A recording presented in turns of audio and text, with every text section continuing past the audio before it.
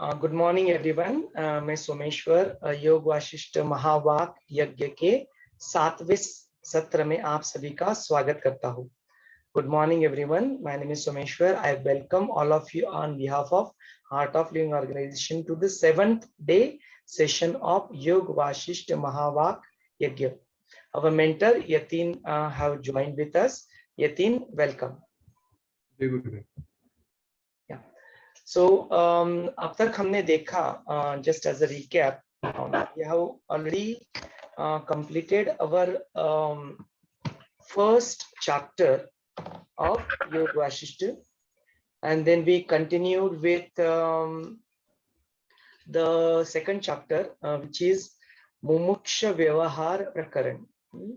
मुमुक्ष व्यक्ति जो होता है या मुमुक्षत्व जब जिसकी जिंदगी में आ जाता है तो उनका व्यवहार फिर इस समाज के प्रति, इस जीवन के प्रति कैसा होता है और कैसा होना चाहिए, वो फिर यहाँ पे आगे डिस्कस होता है.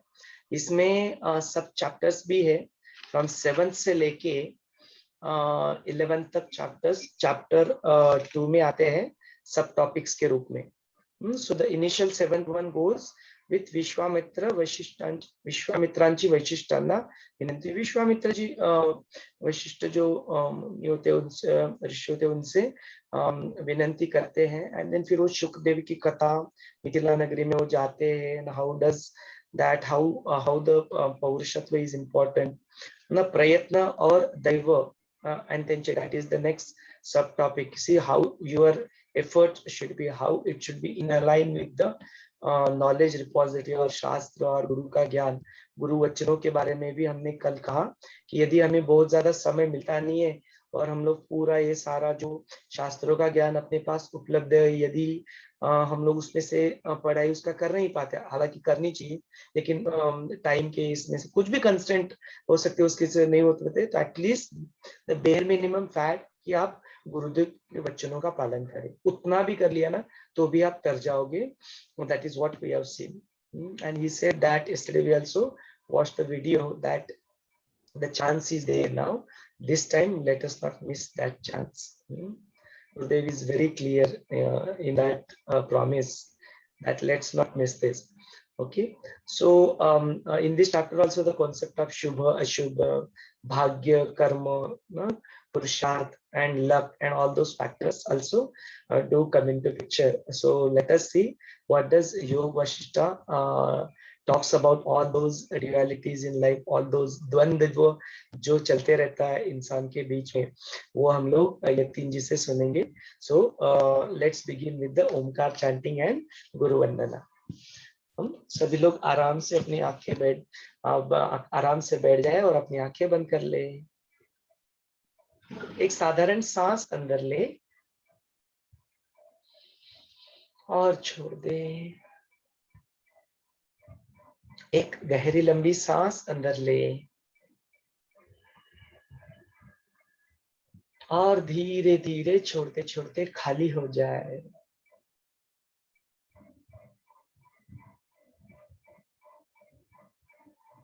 भूतकाल जैसा भी हो वो त्याग करने योग्य है. एक गहरी लंबी सांस अंदर ले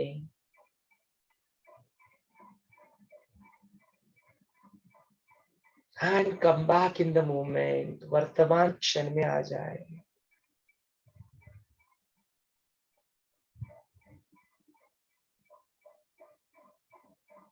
Let us chant Omkar 3 times. Omkar उच्चारण के लिए गहरी लंबी सांस अंदर ले.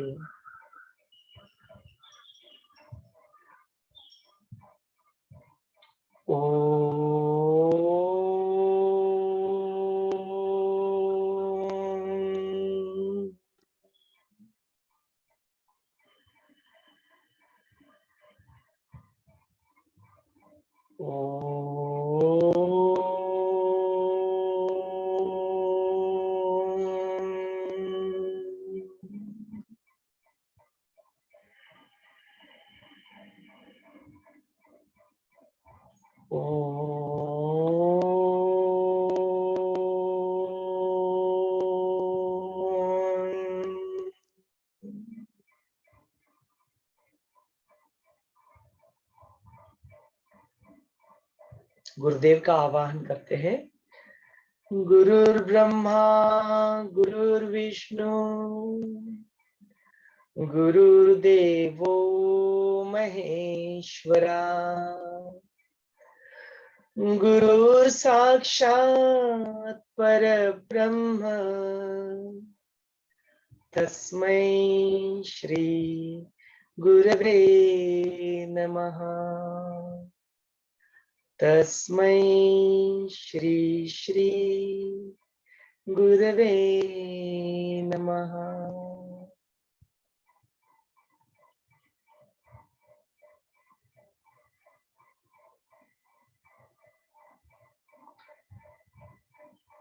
Slowly and gradually, you may open your eyes.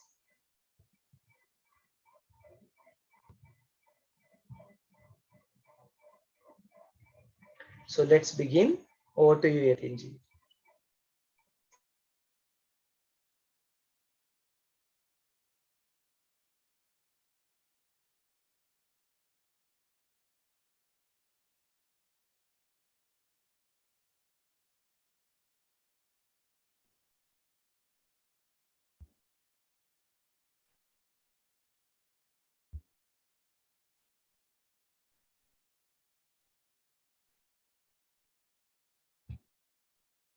Okay, जय गुरुदेव।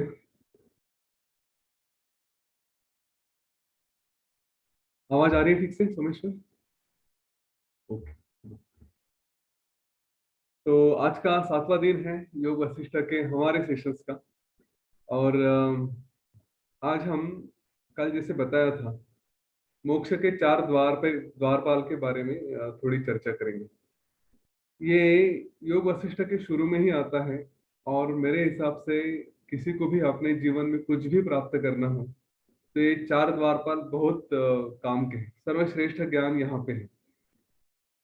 अभी तक हमने जो जो भी देखा था, जो शायद नए हैं उनके लिए थोड़ी सी समरी कि श्री राम जी के जीवन का ये सबसे महत्वपूर्ण समय रहा है जब वे करीब 16 साल के थे और अपनी शिक्षा पूरी करके अपने घर आए। उसके बाद फिर उन्होंने थोड़ा भ्रमण किया, देश में घूम के आए और वहां से आने के बाद उनके मन में एक थोड़ा वैराग्य आया। उन्होंने देखा कि जीवन में व्यक्ति सब कुछ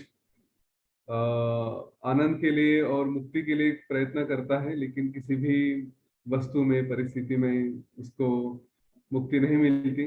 उसके लिए ना लक्ष्मी काम में आती है, ना अपना शरीर काम में आता है, ना ही समय के ऊपर भरोसा किया जा सकता है। तो ये सब कुछ होने के बाद फिर कैसे क्यों जिया जाए, जीवन क्यों जिए, क्योंकि सभी का अंत अगर दुख में ही है तो इस जीवन को फिर क्यों ना त्यागा जाए, इसको पकड़ के क्यों कंटिन्यू करें।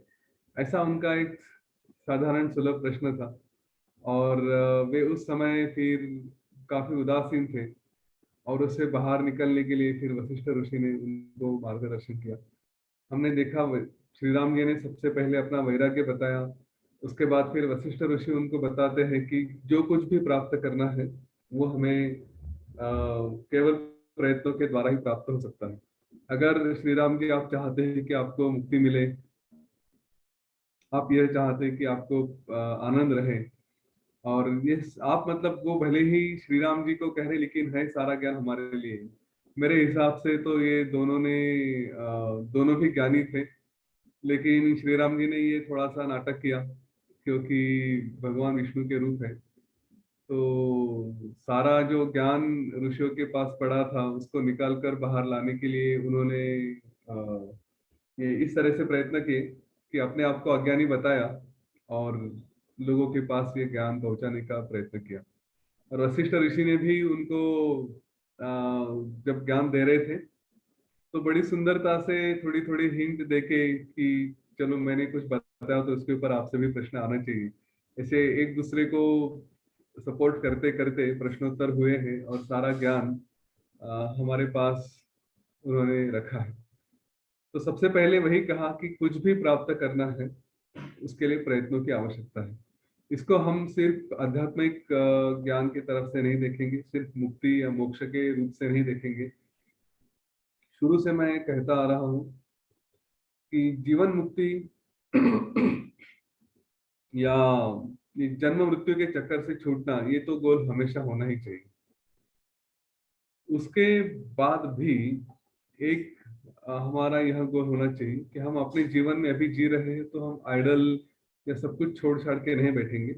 हमने भी कुछ प्राप्त करना चाहिए, क्योंकि एक शरीर है तो इसको ऐसे ही खाली छोड़ने, ऐसे ही बैठे रहने से अच्छा कुछ करें। वैसे भी दोनों तरफ से कुछ प्राप्त होने वाला नहीं है, तो फिर क्यों ना कुछ करके करें।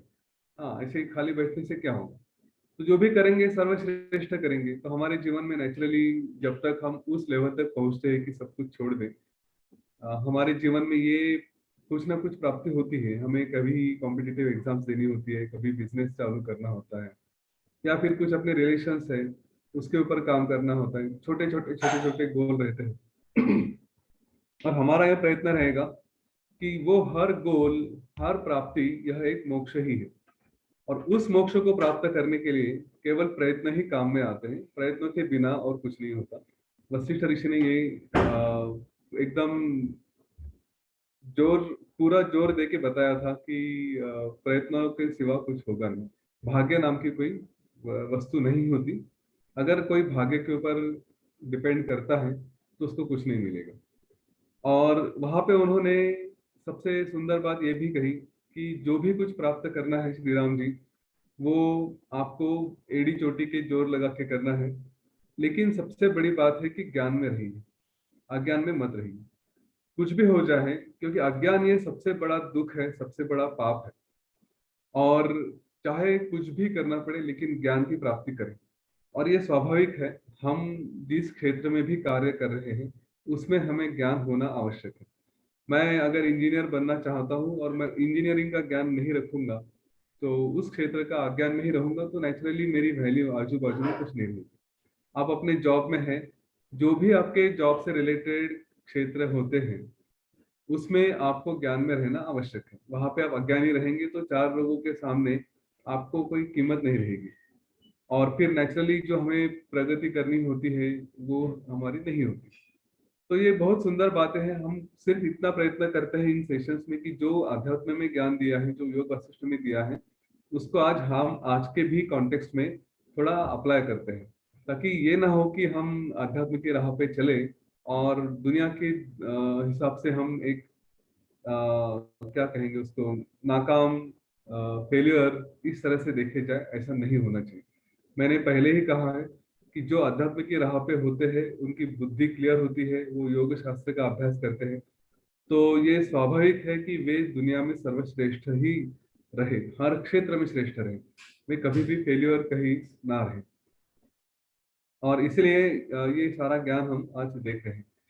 इसमें एक प्रश्न मैं शायद मैंने कहा है पहले, वो फिर से दोहराना चाहता हूँ कि ये सारा जो कर रहे हैं ना, जो ये सारा हम कुछ योग वशिष्ठ का ज्ञान ले रहे हैं, यहाँ पे हमारे मन में ये पहले प्रश्न आना चाहिए था कि मैं कौन हूँ, मैं क्या कर रहा हूँ। हाँ, इसके बारे में हम कल से थोड़ा उत्पत्ति प्रकरण आएगा तो वहां पे बात करेंगे। लेकिन आज उसके वहां जाने से पहले एक थोड़ा फाउंडेशन अपने आप में रख ले कि हमारे जीवन में ये प्रश्न हमेशा आना चाहिए कि मैं कौन हूँ, ये सब कुछ क्या है। और इसीलिए आज आप थोड़ा उसके ऊपर विचार भी करेंगे। ये सेशन खत्म होने के बाद जब आप घर जाएंगे तो या अपने घर में ही रहेंगे तो इसके ऊपर विचार अवश्य करिए कि मैं कौन हूँ, ये सब कुछ क्या है। इसके बारे में भी आज हमने थोड़ी चर्चा करनी है, तो वहां पे भी आएंगे। तो कुछ भी प्राप्त करना है जिसको हम अपना मोक्ष कहते हैं, उस प्राप्त करने के लिए फिर क्या क्या मार्ग हो सकते हैं। क्योंकि वशिष्ठ ऋषि ने कहा कि शास्त्रों के द्वारा, गुरु वचनों के द्वारा आपको ये प्राप्त करना है। श्री राम जी ने पूछा कौन सा शास्त्र, तो उन्होंने यही योग वशिष्ठ महारामायण ये कहा कि इसका अभ्यास करो, आपको सब कुछ प्राप्त होगा। और फिर उसे और आसान करते हुए वशिष्ठ ऋषि ने कहा कि मोक्ष के चार द्वारपाल होते हैं, उनमें से किसी भी एक द्वारपाल के साथ आपकी अगर मैत्री हो जाती है, तो फिर मित्रता हो जाती है, तो आपको उस जो मंदिर है, मोक्ष का मंदिर है, उस मंदिर के अंदर प्रवेश मिल जाएगा। उसको मंदिर कहे, चाहे ये राजमहल कहिए, जो भी कहिए, लेकिन आपका जो भी गोल है उसको एक आप मंदिर की तरफ अगर देखते हैं तो उस मंदिर में प्रवेश पाना है तो उसके 4 द्वारपाल रहेंगे। 4 द्वारपाल मतलब 4 डोर कीपर्स। इनमें से किसी भी एक डोर कीपर को, एक द्वारपाल से आपने मित्रता कर ली, तो फिर वो आपको अंदर जाने देगा। ये हमेशा होता है कि कहीं भी हम किसी ऑफिस में जाते हैं, किसी से मिलने के लिए जाते हैं, तो पहले चौकीदार हमको रोक देते हैं, और उनसे अगर आपकी मित्रता रही तो स्वाभाविक है कि वो आपको आसानी से अंदर जाने देंगे। तो किसी एक से भी की, 4 द्वारपाल कहे हैं, वशिष्ठ ऋषि कहते हैं कि किसी एक से भी मित्रता की तो भी सफिशिएंट है, फिर आप अपने आप अंदर जाते हैं। और एक बार एक से मित्रता हुई तो बाकी के भी 3 जो द्वारपाल हैं वो उनसे अपने आप मित्रता हो जाती है, क्योंकि द्वारपालों की भी आपस में मित्रता होती है ना। एक से दोस्ती कर ली तो दूसरे को बता देगा, अरे मेरा दोस्त है, ऐसा है ना? इस तरह से बातें चलती हैं। तो ये 4 द्वारपाल में से कौन से 4 द्वारपाल हैं? तो कहे हैं, पहला है शम, जिसको इंग्लिश में, ये सही ट्रांसलेशन नहीं है लेकिन ठीक है, एक तरह से उसको सेल्फ कंट्रोल कहा गया है। दूसरा द्वारपाल है विचार, तीसरा है संतोष, और चौथा है साधु संगति या सत्संग।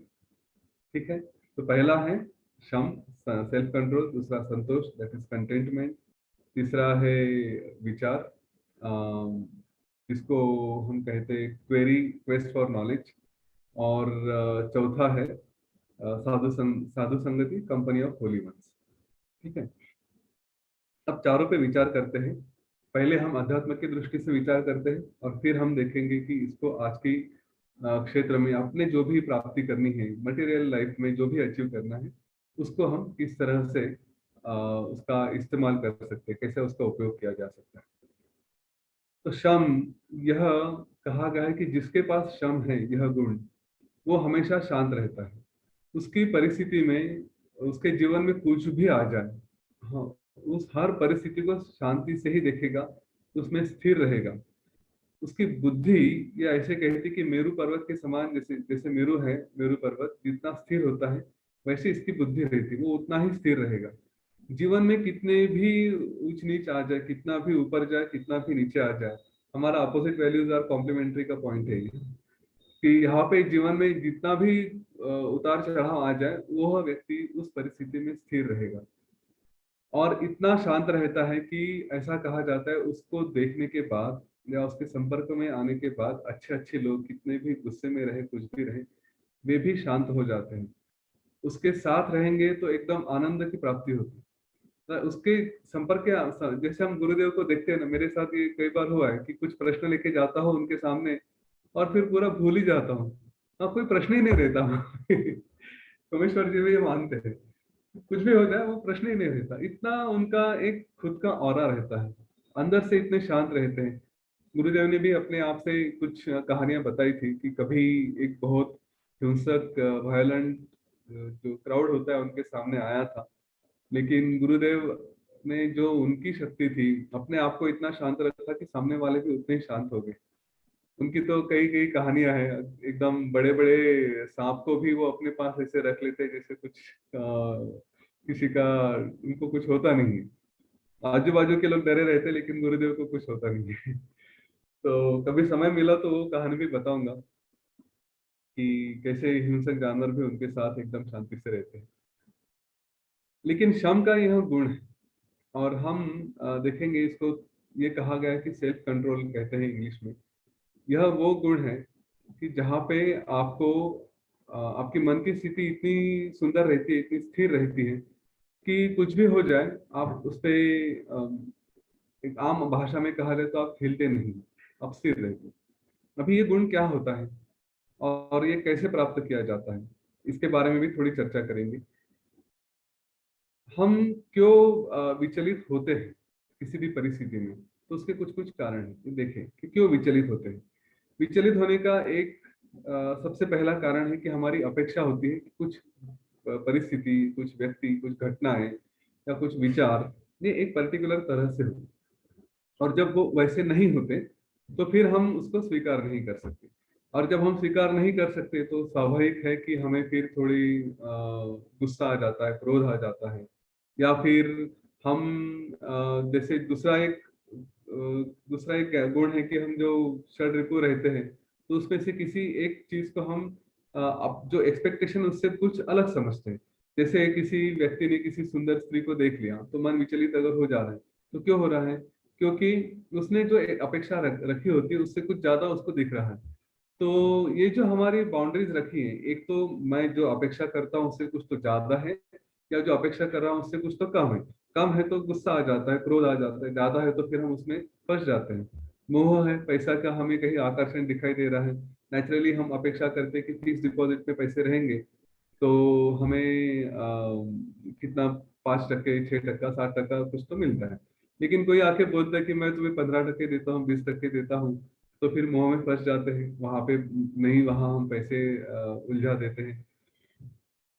तो ये जो इस तरह की भावनाएं होती है कि कुछ अपेक्षा से कम है या ज्यादा है, और इसीलिए या तो हम उसको स्वीकार नहीं करते या उसमें फंस जाते हैं, उसमें गुस्सा हो जाते हैं। जेलसी का भी थोड़ा बहुत ऐसे ही होता है। तो ये सारे गुणों को थोड़ा विचार करने के बाद समझ में आता है कि ऐसी ऐसी बातों में हम उलझ जाते हैं जहाँ जरूरी नहीं होता, और उसके बाद तो संकट ही संकट होते हैं। तो ये जो मोक्ष के राह पे चल रहे हैं, जो मुमुक्षु हैं, उनका सबसे पहला गुण वो होना चाहिए कि उनके अंदर शम होना चाहिए, शांत होने चाहिए। ना उन्हें क्रोध आना चाहिए, ना वे किसी आकर्षण में फंसने चाहिए। जीवन में अगर कुछ बहुत प्राप्त हो गया तो भी उनको उससे कुछ खास ऐसा आनंद की आवश्यकता नहीं है। लेकिन कुछ नुकसान भी हो गया तो भी उनके लिए वो नुकसान नहीं होता, वो उस स्थिति में भी स्थिर रहते हैं। यह वो लोग हैं जिनके साथ आप रहेंगे तो काफी आनंद रहेगा आपके जीवन में भी। आपको एक समाधान, तृप्ति रहेगी कि हाँ, मैं अच्छे लोगों के साथ हूँ। उनके संपर्क में आते ही शांत लगता है। ये हमने कई बार अनुभव भी किया है कि मन काफी अस्थिर है, फिर लगता है चलो किसी से बात कर ले, और फिर आप किसी को फोन करते हैं, उनसे समय मांगते हैं, और बात करने के बाद ऐसा लगता है कि अरे कितना शांत लगा मुझे। हाँ, वो भी गुरुदेव ने हमारे, मेरे ख्याल से एडवांस कोर्स के इसमें डिस्कोर्स में कहीं पे आ जाता है कि उस व्यक्ति के साथ बैठने के बाद आपको कैसे लगा, कि उसके साथ बैठने के बाद आपको शांत लग रहा है, या फिर उसने बहुत बातें की और आपको ऐसा लगा कि और थोड़ा दिमाग हेवी लेके चल गए। किसी पेशेंट के साथ मिलने के लिए जाते हैं तो वहां पे जाके आप उसको और कई कहानियां सुनाते हैं, तो बेचारा पेशेंट और भी टेंशन में आ जाता है। ऐसा होता है।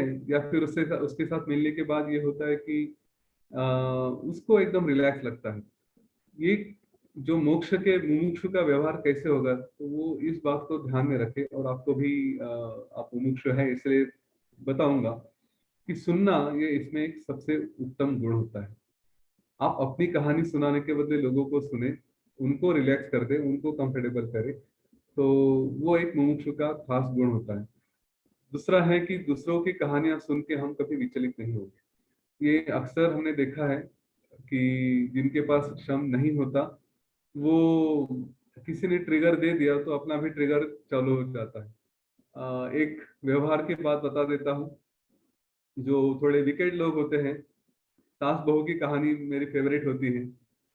अगर किसी को उकसाना है उसको उसकी सास के बारे में बताने के लिए, तो जाके अपनी सास की निंदा शुरू कर दे और फिर रुक जाए, तो वो भी कहते हाँ मेरी सास भी ऐसी है, ऐसी है, वैसी है। और फिर आप प्रश्न पूछना शुरू करें तो वो अपनी सास के बारे में निंदा शुरू कर देती है। ऐसे विकेट लोगों को पहचाने। शम वाले लोग इनमें, इन बातों में नहीं फंसते। हाँ, वो अपने आप को इतना शांत रखते, समझते क्या हो रहा है करके, और अपने आप को इन सारी चीजों से, दुखों से, निंदा से, किसी की असूया से, या सारी जेलसी से, सारी चीजों से अपने आप को बचाते हैं।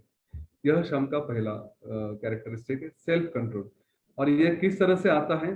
तो जब हम इस दुनिया को, इस जगत को ये समझते कि सब कुछ अस्थिर है, किसी में भी कुछ खास रस नहीं, जो कुछ भी है हमारे मन में है, वो वहां पे हम अपने आप को बचा पाएंगे। इसके साथ संतोष जुड़ा होता है, और संतोष भी, हमें ये सारे चारों गुण एक दूसरे के साथ जुड़े होते हैं, वो भी हम देखेंगे। तो दूसरा है संतोष। संतोष मतलब कंटेंटमेंट, समाधान। अगर हमारे मन में समाधान है, तो ऐसा कहा गया कि हम सबसे श्रीमंत हैं, सबसे अमीर हैं। कैसे? हम जैसे हमने कई बार शायद पहले भी कहा है कि हम किसी ब्लेसिंग कैंप के लिए किसी बस्ती में, किसी स्लम्स में जाते हैं। वहां पे लोग पूछते हैं कि आइए बैठिए, चाय पीजिए। नाश्ता हो रहा होता तो नाश्ता भी ऑफर कर देते हैं। हम कुछ लेते तो नहीं है, लेकिन एक मन की उदारता वहां पे दिखाई देती है। उनसे पूछा जाए कैसे हो आप, तो कहते कि बस आनंद में सब कुछ ठीक है।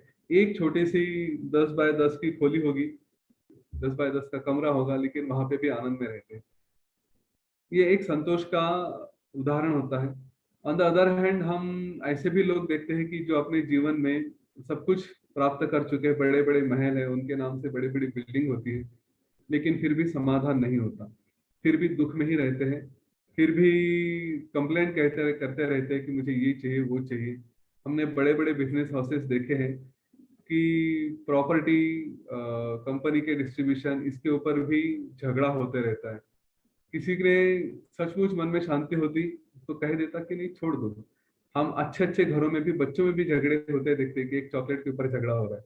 बच्चों का स्वभाव होता है, बात अलग है, उसमें झगड़ा होगा, कोई बड़ी बात नहीं। लेकिन थोड़े बड़े लोग होते हैं, उनके बीच में भी प्रॉपर्टी के ऊपर या कई किसी मामले में झगड़े होते रहते हैं। संतोष ही नहीं है, समाधान ही नहीं है। वो कंटेनमेंट अगर रही ना,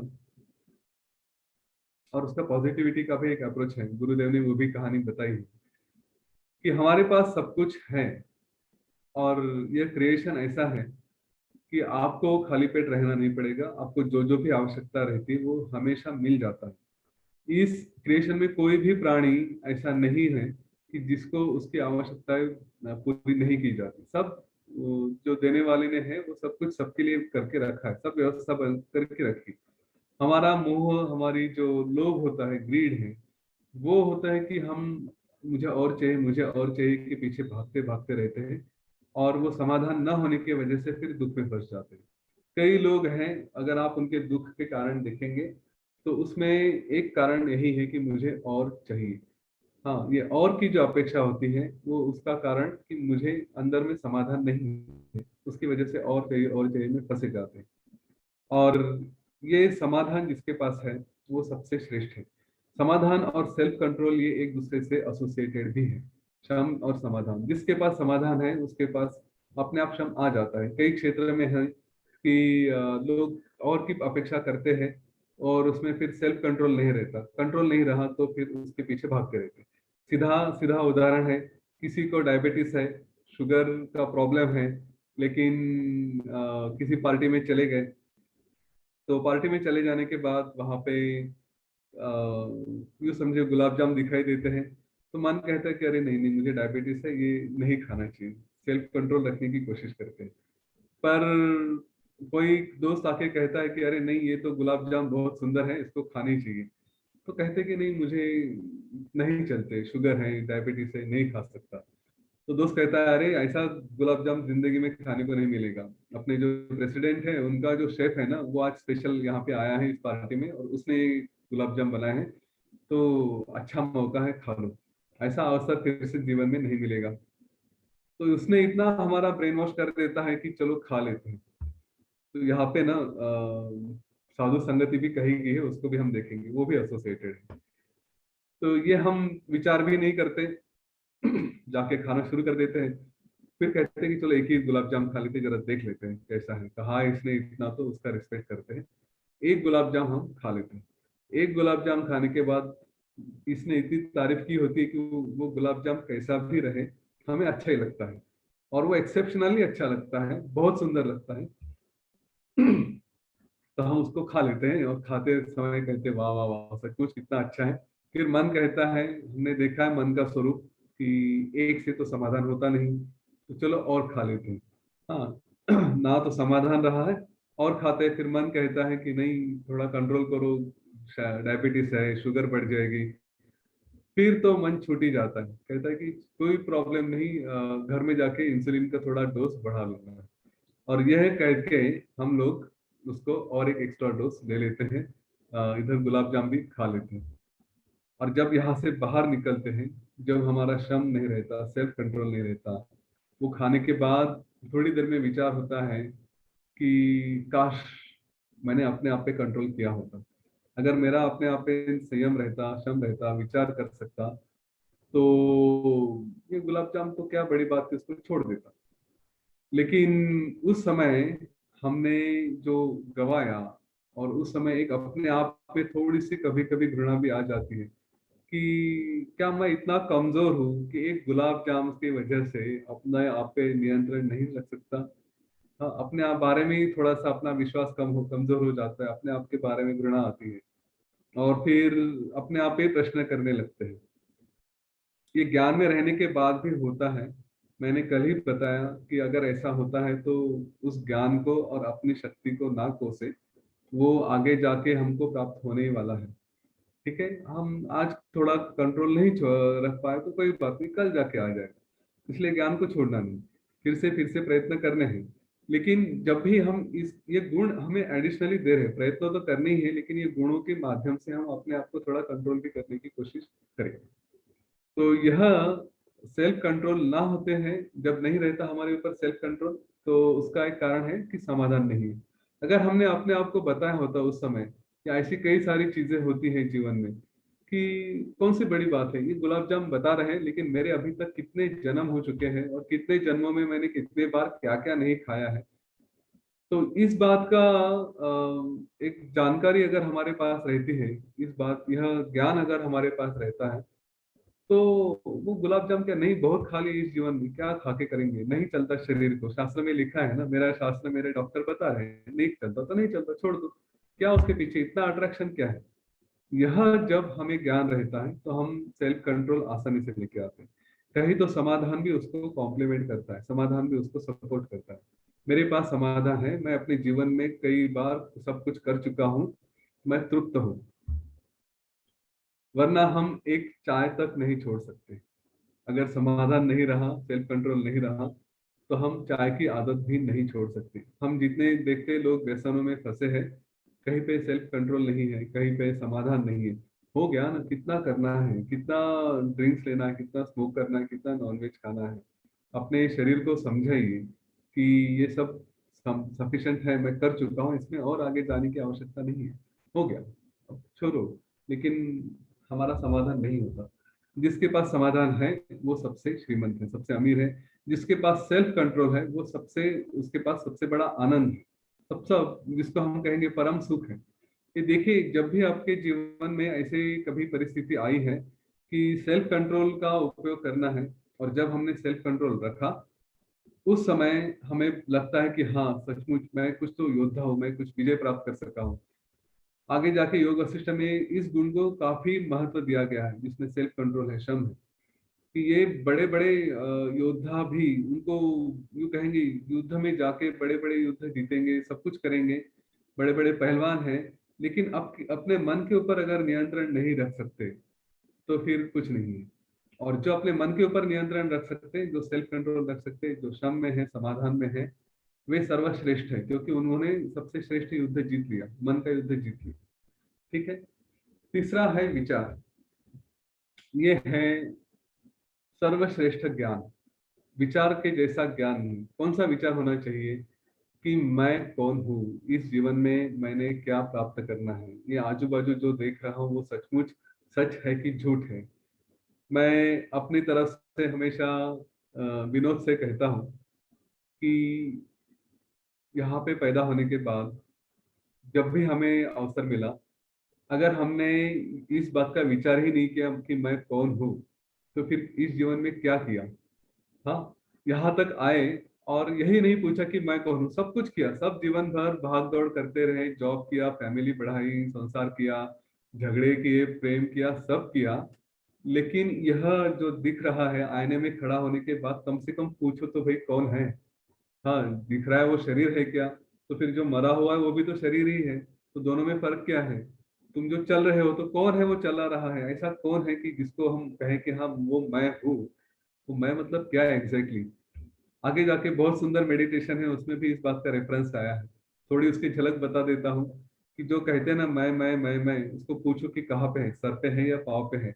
अगर एक किसी एरिया में है तो उसको काट के छोड़ दे, तो फिर बाकी जो बचता है वो है कि नहीं है, या जिसको काट के रखा है वो है कि नहीं है। किसी की उंगली कट गई तो उंगली में अगर मैं है कि नहीं है, उंगली तो हिल रही है तो मैं है, उंगली को काट के रख दो, फिर जो बचती है वो है क्या? तो नहीं है। तो फिर जो बचा है वो है, तो कल सर को काट के रख दो, फिर जो बचा है वो रहता है क्या? पूछो वो मैं है कौन, कहाँ पे है? हाँ। और विनोद से ये कहा जाता है, मस्ती में कह देता हूँ, कि पूरा जीवन जी लिए और इस प्रश्न को पूछा तक नहीं, उत्तर मिलेगा कि नहीं बात की बात है। लेकिन पूछा भी नहीं कि मैं कौन हूँ। तो जब ऊपर जाते हैं और जाने के बाद अगले रास्ते में पूछा जाएगा, भगवान के पास जब जाएंगे, यमराज के पास, कि सारा जीवन घूम के तो आ गए, लेकिन ये पूछा कौन है, अपने आप को पहचाना। तो जब उत्तर उसका आएगा कि नहीं, मैंने तो नहीं पूछा है प्रश्न, तो कहेंगे जाओ उतना तो कम से कम पता करके आओ, इतना जीवन जिए और यही नहीं पता किया तो किया क्या लाइफ में। हाँ, यही तो एक चीज है जो समझने लायक है, और यही एक विचार है। विचार जो कहा गया है वो यही विचार होना चाहिए कि मैं कौन हूँ। इसका ही विचार नहीं किया तो क्या किया आवश्यक इस जीवन में।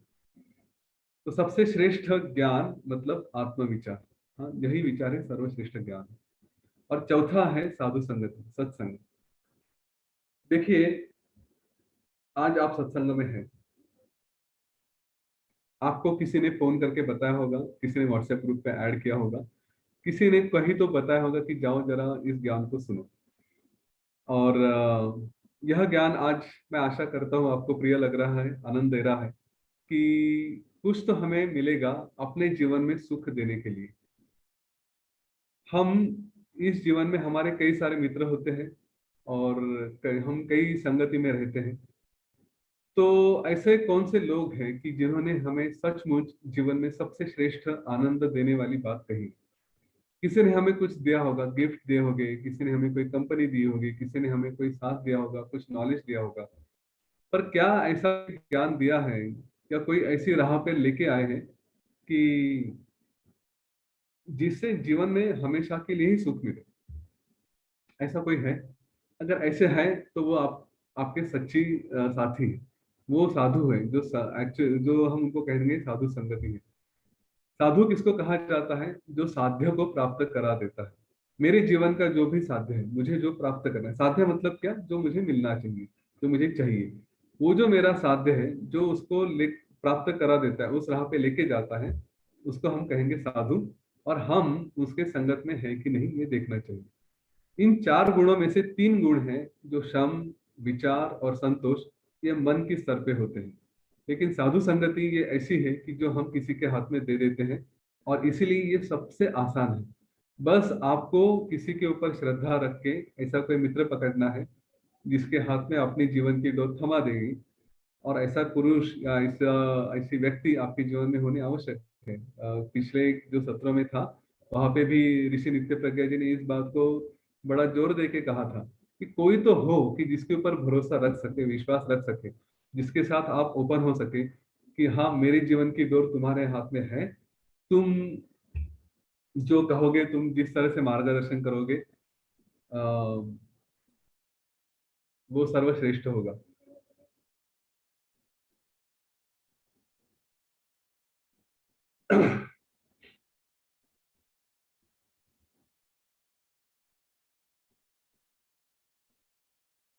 तो मुझसे थोड़ी देर आप कंटिन्यू करेंगे।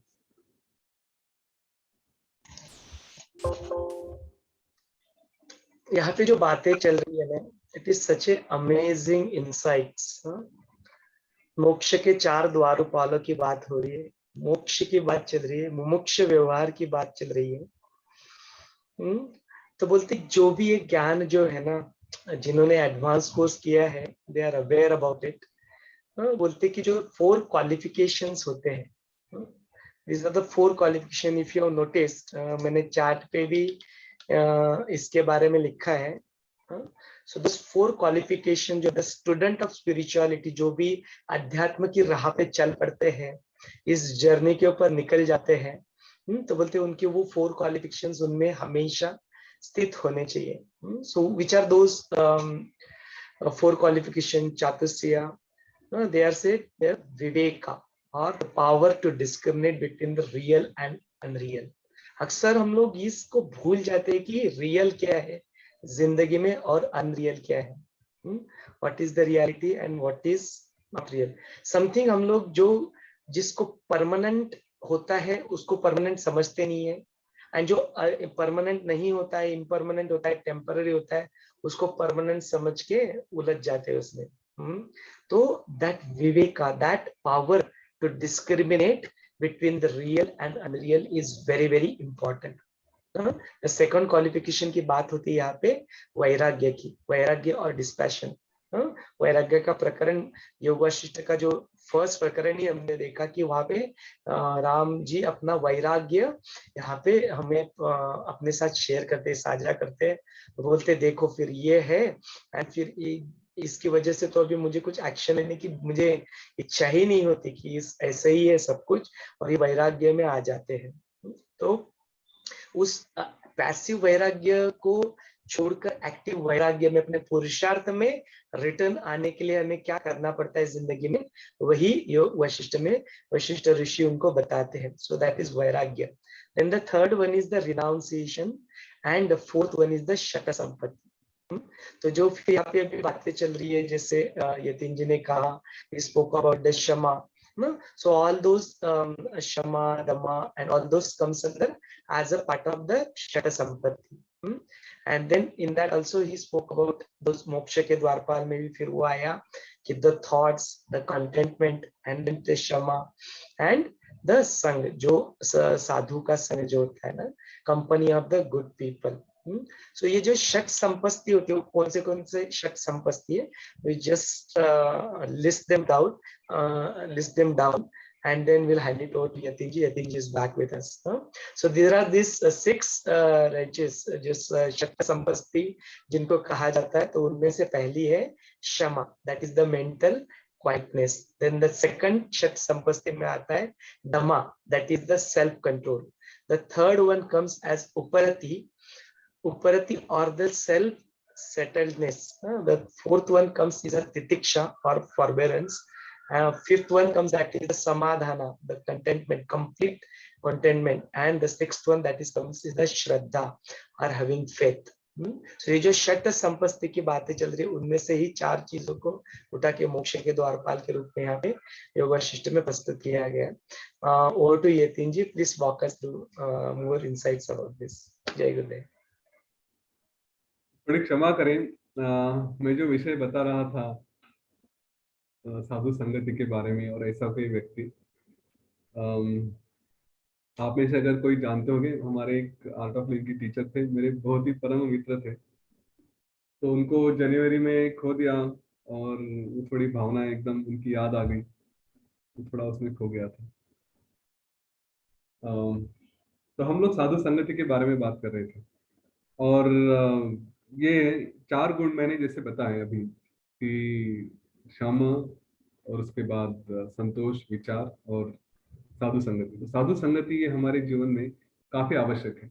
ये 3 गुण मिलने शायद अपने आप से प्रयत्न करने पड़ेंगे। साधु संगति में आपको किसी के हाथ में सौंप देना है, वो प्रयत्न करेंगे और आपको अपना जीवन में ये तीनों द्वारपाल लेके आएंगे। अब ये कैसे होता है ये थोड़ा देखें। मैं इन चारों गुणों को एक साथ, 4 द्वारपालों को एक साथ हमारे जीवन के जो भी प्रयत्न करने हैं उसमें किस तरह से प्राप्ति की जा सकती है, कैसे हमें मदद करते हैं, वो देखेंगे। यूँ समझिए कि हम किसी गोल के पीछे हैं, जो भी हमें मटेरियलिस्टिक गोल है, हमें कॉम्पिटिटिव एग्जाम्स है, बिजनेस है, रिलेशंस है, जो भी है वो प्राप्त करने हैं। श्रम अगर नहीं रहा, सेल्फ कंट्रोल नहीं रहा, तो फोकस नहीं रहता। एक स्टूडेंट है, एग्जाम की तैयारी कर रहा है और वो करते करते मन विचलित हो गया, किसी वीडियो को देखने शुरू कर दी। हमने तो पता है कि वीडियोस ये दिमाग में बहुत इम्प्रेशन बनाते हैं, और वो वीडियो का इफेक्ट उतने समय नहीं रहता, वो खत्म होने के बाद भी दिमाग में वही घूमते रहता है। कोई भी प्राप्ति आपको करनी है तो जैसे प्रयत्न में बताया गया था कि पूरा फोकस, जिसको हम एक तत्व अभ्यास कहते हैं, कि एक ही चीज को पकड़ के उसी का अभ्यास करना है, तो वो अगर रहा तो ठीक है। पर मन विचलित होने लगता है, अपने आप पे नियंत्रण नहीं रहता, और ये नियंत्रण नहीं रहा तो नेचुरली उसके परिणाम भी हमें जैसे चाहिए वैसे नहीं होते। यहाँ पे सेल्फ कंट्रोल होना आवश्यक है, यहाँ पे समाधान भी होना आवश्यक है कि मैंने कभी कुछ देखा है तो देखा है, उससे मुझे कुछ बहुत प्राप्त हुआ, ऐसी बात नहीं है। उसके साथ विचार भी आवश्यक है। यह विचार कि मैं जिस क्षेत्र में कार्य कर रहा हूँ, क्या मेरा पूरा मन उसी में है। अगर मैं यूँ कहीं साइंटिस्ट हूँ या माइक्रोबायोलॉजिस्ट हूँ, तो क्या मेरा पूरा विचार उसी में है, या फिर मैं अपना विचार एक क्षेत्र छोड़ के कई सारे विचारों में अपना मन इधर उधर भटकाता हूँ और फिर वो फोकस ही नहीं रहता। तो उस जब तक उस गोल की प्राप्ति नहीं होती, अगर आप पीएचडी करना चाहते हैं तो आपका पूरा ध्यान उसी में रहना चाहिए, पूरे एफर्ट्स उसी में रहने चाहिए। लेकिन वो होता है कि कभी कोई डिस्ट्रैक्शन आ जाता है, कंट्रोल नहीं रहता, उसके पीछे चले जाते हैं। कभी कभी मन में लगता है कि नहीं और कुछ करना चाहिए, जैसे मूवीज देखते हैं, और देखना चाहिए और देखना चाहिए, खाने के ऊपर कंट्रोल नहीं रहता, समाधान नहीं रहता। ये सारी बातें न होने की वजह से और एक विचार न होने की वजह से हमें जो प्राप्त करना होता है वो प्राप्त नहीं कर सकते। इन सारों में सबसे काम में अगर कुछ आता है, जो मैंने खुद स्वयं देखा है, वो है साधु संगति। मेरे जीवन में कभी एक मित्र था कि जो मुझे पढ़ाई के लिए उसने बहुत प्रोत्साहन दिया, और आज मैं अगर कुछ कर पाया पढ़ाई के क्षेत्र में या अपने करियर में, तो उसके लिए मैं उसको धन्यवाद दूंगा। एक साल की हमारी प्रिपरेशन चली थी, और वो रोज सुबह 10 बजे अपने घर से मेरे यहाँ आता था। हम सुबह से लेके रात तक एक साथ बैठ के पढ़ाई करते थे। दोस्त बुलाएंगे खेलने के लिए, आ जाओ ये करो वो करो, लेकिन सामने ये बैठा है तो उसको छोड़ के कहीं जाना हो नहीं सकता था। बड़े क्रुशियल टाइम थे उसमें पढ़ाई के, और उसकी वजह से एक जीवन की सबसे कठिन परीक्षा थी, वो उसको आसानी से हम पार कर सके थे। और यह बात आज मैं थोड़ा स्ट्रेस देकर कहना चाहता हूँ कि अपने दोस्त कौन से हैं, अपनी संगति क्या है वो देखें। अगर आप पढ़ाई के क्षेत्र में हैं, कॉम्पिटिटिव एग्जाम्स में हैं, तो आपके दोस्त ये खेल कूद करने वाले, टाइम पास करने वाले, मूवीज देखने वाले, ट्रेकिंग करने वाले, ये नहीं हो सकते। आपके सारे मित्र वही होने चाहिए कि जो उठते बैठते आपके क्षेत्र के बारे में ही डिस्कशन करें, विचार करें। आप किसी से मिलने के लिए भी जाएं, चलो खेलने के लिए ही गए, समझो आप क्रिकेट खेलने के लिए गए, चेस खेलने के लिए, कुछ भी खेलने के लिए उसके साथ बैठे, थोड़ी देर आवश्यक है कि ब्रेक लेना, लेकिन उस समय भी बातें करें कि ये ऐसे हो सकता है, वो वैसे हो सकता है, यूपीएससी की तैयारी कर रहे हैं तो जनरल नॉलेज के बारे में बातें करें। खेलते खेलते कर जब भी हम चर्चा करेंगे तो उसी विषय की चर्चा करें। खेलने के बाद भी आराम से रिलैक्स हो रहे हैं तो भी उसी विषय की चर्चा कर सकते हैं। ऐसे अगर मित्र हैं तो आपके गोल आसानी से प्राप्त हो सकते हैं। अनफॉर्चुनेटली आजकल दोस्त, कंपनी जिस तरह से देखे जाते हैं, वो उनके गोल कुछ अलग है। वो अपने क्षेत्र में ही आपको फंसा सकते हैं, और ऐसे दोस्तों से सावधान रहें। वो आपके जीवन में आपको मुक्ति के राह पे, आपको जो भी आपकी मुक्ति है उसके राह पे लेकर नहीं जा सकेंगे। अगर आप पढ़ाई करने वाले हैं और एक दोस्त आके कहता है कि चलो ट्रेकिंग के लिए जाते हैं, बाहर बारिश हुई है, अच्छा लगेगा, लोनावाला खंडाला घूम के आते हैं, जो भी है, तो समझ ले कि ये आपके सही दोस्त नहीं है। उस समय आपको सेल्फ कंट्रोल भी रखना आवश्यक होता है। अगर ऐसे मित्र आते हैं और आप सेल्फ कंट्रोल नहीं रख सकते, आपके मन में भय रहता है क्योंकि विचार की कमी है, विचार से भय चला जाता है। पर अगर भय रहता है कि नहीं फिर मेरे दोस्त टूट जाएंगे, वो मेरे साथ नहीं आएंगे, तो कहीं तो आपकी गलती हो रही है। उस समय आप ये विचार होना आवश्यक है। जब ये विचार रहता है, विचार से भय चला जाता है। कौन सा विचार? कि लगता है कि ये दोस्त छूट जाएंगे, लेकिन जब मेरा करियर ही छूट जाएगा तो ये दोस्त मेरा करियर देने वाले हैं क्या? क्या ये मेरे जीवन में वो सुख लेकर आएंगे जो मैं सचमुच प्राप्त करना चाहता हूँ? देखिए, नशे की या बुरी आदतें तो कोई भी डाल देता है, लेकिन जब पैसा नहीं रहता ना, तो दोस्त भी दोस्त नहीं रहते। ठीक है, कुछ समय के लिए रह जाएंगे, लेकिन फिर गलत आदतें आपको कहीं भी किसी के भी साथ उठने बैठने नहीं देती। ये तो पक्का है। आप अपने जीवन में श्रेष्ठ हैं, जिस भी क्षेत्र में हैं, आपको मित्र मिल जाएंगे। ठीक है। और अगर चाणक्य की बात कही सुनी जाए, तो मित्र कभी कोई मित्र नहीं होता, उसके लिए कोई पर्पस होता है तभी मित्र होते हैं।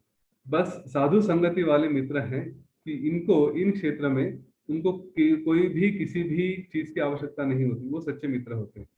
वरना आपको इस सेशन में बिठाने से किसी को क्या फायदा होगा, बताइए मुझे।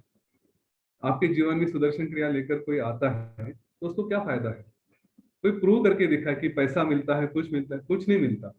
उसको सिर्फ समाधान होता है कि किसी के जीवन में मैंने कुछ अच्छा लेकर आया और वो मुझे आशीर्वाद देगा अपने ही मन में कि हाँ भाई, तुम्हारी वजह से जीवन में सुंदरता आ गई, जीवन में कुछ फर्क पड़ा, हेल्थ आ गई, शांति आ गई। बस वही मटेरियलिस्टिक उसको क्या मिलता है? बाकी तो जो है उनको कुछ ना कुछ कंपनी तो कम से कम कंपनी मिलती है। इसमें तो सुदर्शन क्रिया मैं घर में बैठ के कर रहा हूँ, सामने वाले को क्या फर्क पड़ता है, जो लेकर आया उसको कुछ नहीं मिलता।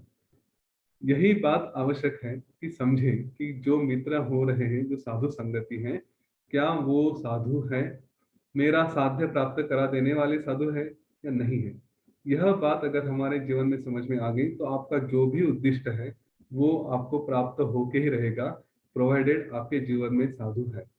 उन साधुओं को पहचानें, ढोंगी साधु है या सच्चे साधु है उसको समझें, उनके साथ रहें। सच्चे साधु रहेंगे तो फिर आपको नेचुरली किसी चीज की कमी नहीं होगी। हाँ, जो आपको जीवन से, पूरी जीवन की क्या कहेंगे, संसार सागर से पार करा कर लेकर जाने वाले साधु है, अच्छी बात है।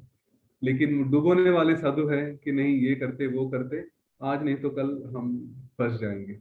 हाँ, इस बात का ध्यान रहे। मैं फिर से बताऊंगा, साधु संगति रही तो नेचुरली सेल्फ कंट्रोल उनके हाथ में ही है।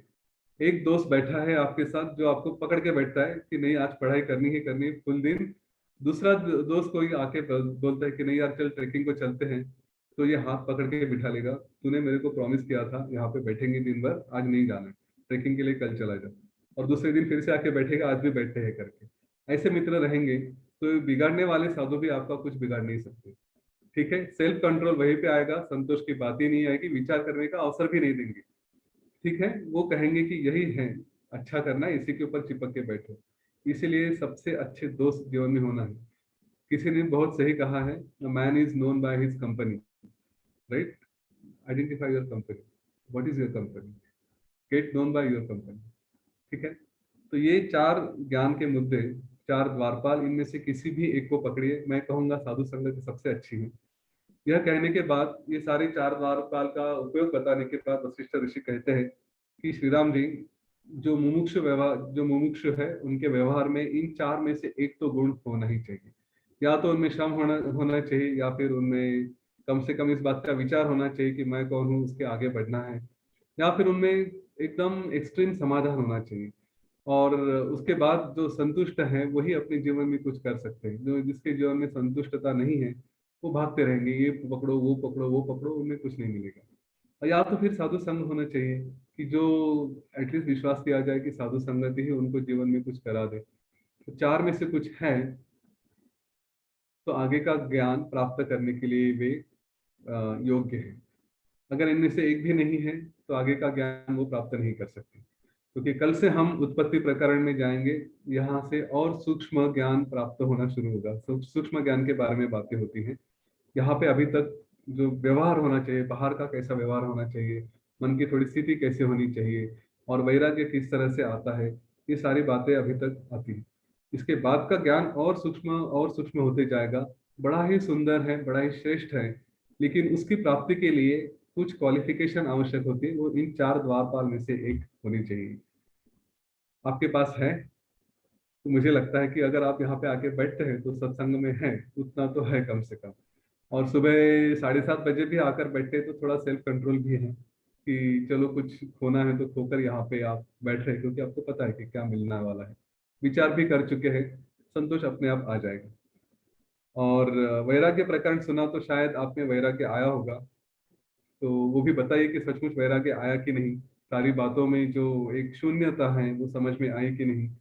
और इन चार द्वारपाल में से एक कम से कम सत्संगों को आप पकड़ के रखेंगे कि नहीं, कि आपके ऊपर है। मैं समझता हूँ आप सत्संग में हैं तो आप भी योग्य है कि इस ज्ञान को प्राप्त कर सके। तो इसलिए हम कल से उत्पत्ति प्रकरण लेके फिर आगे के ज्ञान को चले जाएंगे। ठीक ठीक है, आज यहीं पे रुकना चाहिए। धन्यवाद। जय गुरुदेव। Such an amazing knowledge. ऐसा नहीं है कि भाई हमने कुछ बुक पढ़ लिया, हमने कुछ स्पिरिचुअल अध्यात्म के मार्ग पे निकल पड़े और फिर पता ही नहीं चला कि जीवन में मुझे ये जीवन कैसे जीना है। आर्ट ऑफ लिविंग कहा जाता है, जीवन जीने की कला इसको कहा जाता है। एंड योग वशिष्ठ के ज्ञान को सुनते सुनते वो सारी चीजें ऐसे आराम से ऐसे ओपन हो जाती है। अक्सर हम लोग बातें करते हैं, दिखाई देते हैं, यतीन जी भी बात करते हैं इसके बारे में, we talk about the youths, जो अपनी जो युवा शक्ति है, इनके बारे में अक्सर बातें चलती है कि how they have to come into this knowledge at the very early stage of the life. यदि वो बच्चों से शुरुआत हो जाए, शिशु संस्कार केंद्र, अपनी कल्पना जी जो अपनी टीम की वो भी टीडीपी के लिए अटेंड कर रही है, शिशु संस्कार केंद्र, तो उस एज से ही अगर ये चले चालू हो जाए, या फिर टीनेजर में आए तो फिर उत्कर्ष योगा, मोदा योगा करते हुए, एंड देन आगे चल के फिर हैप्पीनेस प्रोग्राम या जो अपने online breath and meditation program चल रहा है, उसमें से गुजरते हुए फिर advance course, and then the journey continues throughout the life.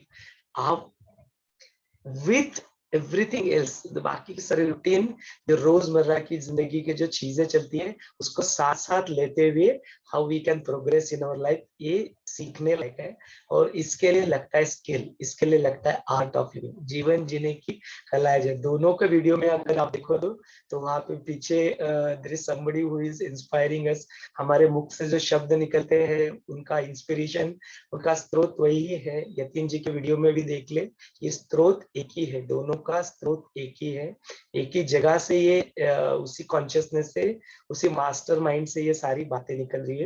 यदि किसी भी युवक को अगर पूछे तो उसके मुख से अगर निकलते, आज हैप्पीनेस प्रोग्राम का चौथा दिन था, उत्सव का दिन था, and then Kavita ji was conducting yoga session, and it was a musical yoga, and पूरा मस्ती में डांस करते हुए, नाट्य योगा को करते हुए, all the participants really enjoyed. So युवक अगर पूछते हैं और उसके लैंग्वेज में अगर बताते हैं what does he want in his life, no, so this song is a beautiful expression of what anyone or what the youth or youths wants in their life. Yeah, तो कहते हैं, चांद तारे तोड़े लाऊं,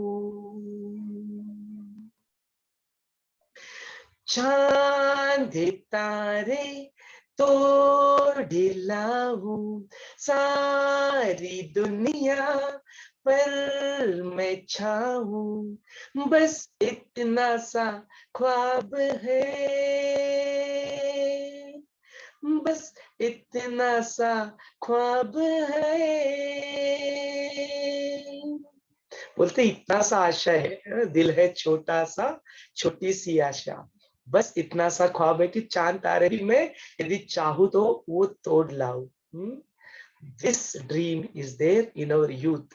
और उस ड्रीम को रियलिटी कैसे बनाना है, उन इच्छाओं को कि ये कुछ करना है, मुझे पढ़ाई करना है, मुझे आईएएस ऑफिसर बनना है, मुझे आईआईटी में जाना है, मुझे आईपीएस ऑफिसर बनना है, मुझे देश की सेवा करनी है, मुझे मिलिट्री में जाना है, मुझे ये ज्वाइन करना है, फोर्स ज्वाइन करना है, I want to become a pilot, I want to become a scientist, I want to do all this things, ताकि मैं अपनी देश सेवा में अपने आप को उपलब्ध कर सकूं, ताकि मैं सोसाइटी में जो लोग हैं उनके पास पहुंच सकूं, उनको कुछ अपनी तरफ से दे सकूं।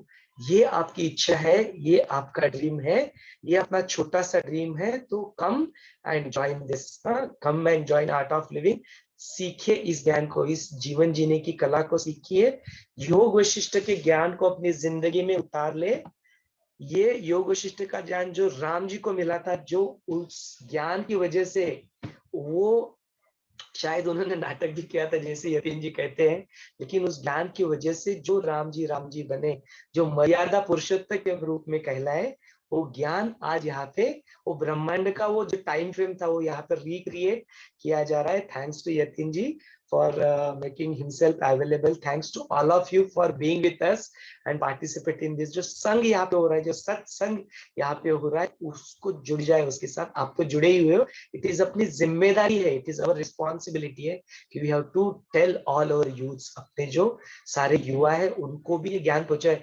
वो बाद में क्या करेंगे उसको, उनको बाद में मिल भी जाएगा तो शायद उनका शरीर साथ नहीं देगा, ऐसा कुछ जो भी वो अपनी जिंदगी में हासिल करना चाहते हैं। At the same time, with that note, this is not, we are not talking against senior citizens here. Yatin ji ने भी वो वार्धक्य की बात जब कही थी कि वार्धक्य में भी सुख नहीं है, and he made it very very clear कि please do not think that you have lost the chance. No, no, no. अगर यदि आप यहाँ पे हो, इस संघ में हो, तो आपका एज मैटर नहीं करता, आप ऑलरेडी हो, यू आर ऑलरेडी देयर। तो इस बात के साथ हम लोग इस सेशन को ओपन करना चाहते हैं टू लिसन टू यू। यदि आपके मन में कुछ प्रश्न है जो सप्ताह हमने कंप्लीट किया है, किसी भी रूप में ना अपने इंडियन कल्चर में एटलीस्ट चीजों को बोलते कि भागवत सप्ताह कहते हैं, तो ये जो सप्ताह बोलते हैं, दिस वीक ऑफ योग वशिष्ठा, इस सप्ताह जो यहाँ पे हुआ है, इसके बारे में यदि आपके मन में कुछ भी प्रश्न है तो आप चैट में भी डाल सकते हैं, पूछ सकते हैं। कैन रेज योर हैंड, हम लोग आपको अनम्यूट करके स्पॉटलाइट करेंगे एंड आप इसके बारे में बात कर सकते हैं, चर्चा कर सकते हैं, या प्रश्न भी है तो पूछ सकते हैं। Over to you all.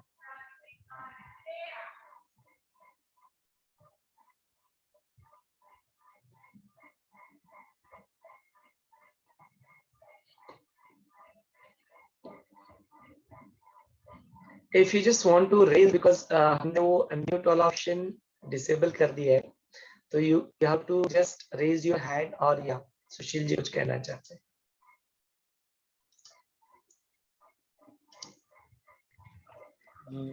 बस बहुत छोटी सी बात कहना चाहता हूँ कि दूसरे दिन अर्चना जी ने कुछ कमेंट किया था और उनकी जो अपनी विजडम थी, मैं उसको रिपीट कर रहा हूँ, और बाद में यतीन जी ने जो कुछ ऐड किया वो भी मैंने उसमें ऐड किया। सिंपल सा है, मन ही बंधन है, मन ही अहंकार है, मन ही दुनिया है, और मन को ही मुक्त करना है।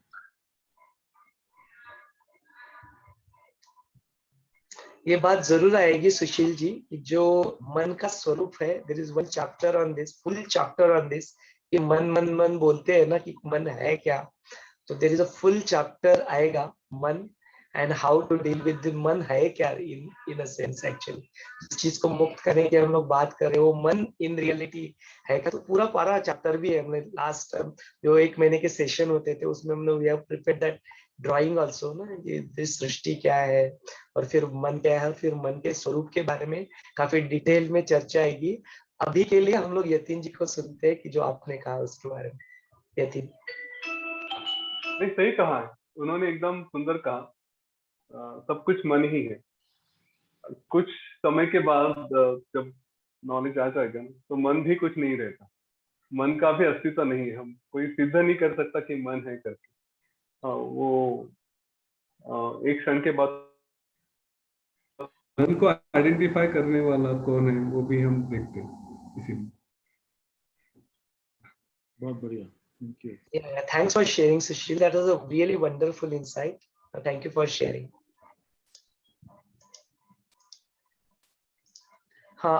Anybody else wants to ask anything or say anything? You are welcome to do that.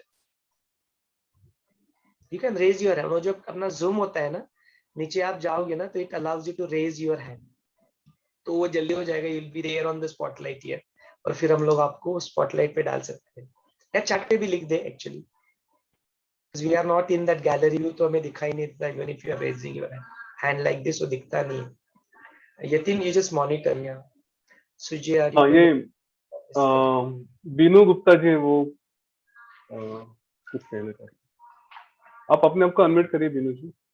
मैं वो नहीं कर पाएंगे। Shall I open it? नहीं कर दिया, नहीं मैंने कर दिया उनको। Now you can unmute yourself and speak. Start your video. जय गुरुदेव। Yeah. मन के लिए आपने यतीन जी बहुत अच्छी बात कही थी कि मन जो है चूहे की तरीके से है, वो अंदर ही अंदर काटता जाता है। तो वाकई लगता तो बिल्कुल ऐसे ही है कि मन ही घूमता है सारे में और खुराफात करता है ये मन। एक बहुत सुंदर कहानी बाद में आएगी, योग वशिष्ठ की सर्वश्रेष्ठ कहानी कहते हैं उसको, चित्ताख्यान। हाँ, अपने चित्त के बारे में वो कहानी है, हम सुनेंगे जी। तो सारे मन के सारे डाउट्स क्लियर हो जाएंगे उसके बाद।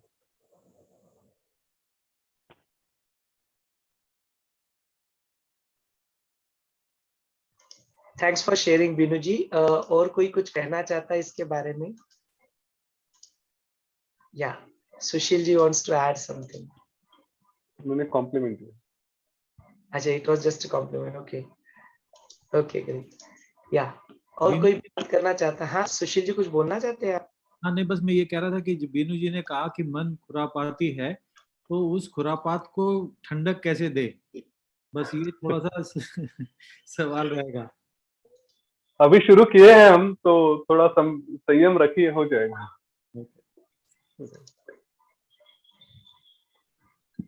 Yes. Anjali has been joining us since the start of these sessions. She's one of our teacher. Anjali, would you like to say something?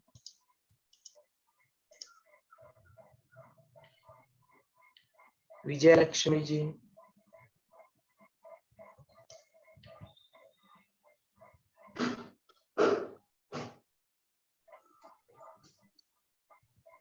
Unmute करें अपने आप को, लेट्स स्पीक।